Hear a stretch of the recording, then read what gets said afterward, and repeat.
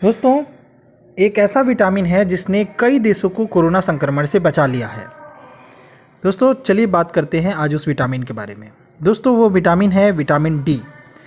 दोस्तों, आयरलैंड के medical journal में छपी एक रिपोर्ट में दावा किया गया है कि जिन देशों के लोगों के शरीर में विटामिन डी की मात्रा अधिक है, वहाँ संक्रमण की दर बहुत ही कमज़ोर है और मौतें भी बहुत कम हो रही हैं।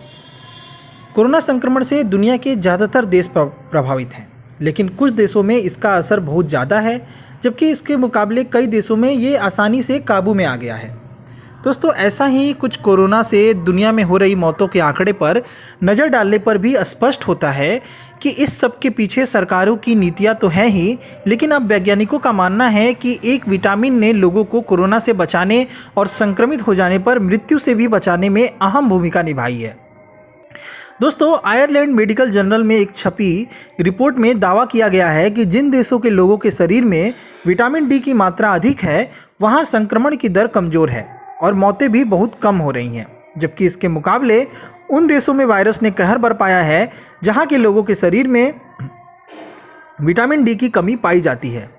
दोस्तों, नॉर्वे, डेनमार्क, फिनलैंड, स्वीडन ऐसे देश हैं जहाँ पर विटामिन डी लोगों का रक्षा कवच बन गया है। इस विटामिन की वजह से कोरोना वायरस का संक्रमण वहाँ पे बहुत ही कम हुआ और लोग कम बीमार पड़े।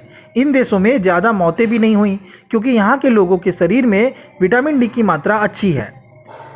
दोस्तों, यूरोप के लोगों में विटामिन डी की काफ़ी कमी बताई जा रही है। दोस्तों, यूरोपीय देश स्पेन, फ्रांस, इटली, ब्रिटेन, इसके अलावा अमेरिका, भारत और चीन के लोगों में भी विटामिन डी की भारी कमी पाई जाती है। इसलिए यहाँ कोरोना के प्रति लड़ने की क्षमता बेहद कम है। इस वजह के चलते यहाँ न सिर्फ लाखों की संख्या में केस सामने आ रहे हैं, बल्कि मौतें भी हो रही हैं।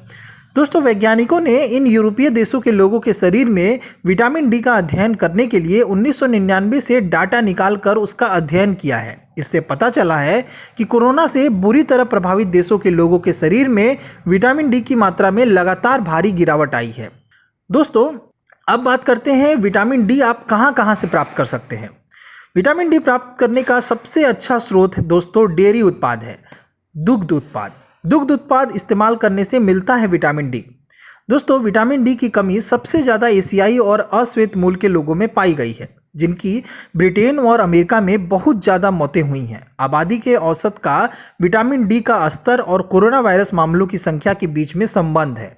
दोस्तों, नॉर्वे, फिनलैंड, स्वीडन की भौगोलिक स्थिति के कारण यहाँ पर सूरज की अल्ट्रावायलेट किरणें कम पहुँचती हैं, जो कि विटामिन डी का प्रमुख स्रोत है। इसलिए इन देशों में लोग विटामिन डी की कमी का पूरा करने के लिए दुग्ध उत्पाद बहुत ज़्यादा मात्रा में लेते हैं। वैज्ञानिकों की टीम ने पाया कि भारत, चीन समेत उत्तरी गोलार्ध के कई अन्य देशों में साल के शुरुआती महीनों में ठंड पाई जाती थी। संक्रमण से बचने के लिए लॉकडाउन लगा दिया गया। लोग घरों में ही सिमट कर रह गए।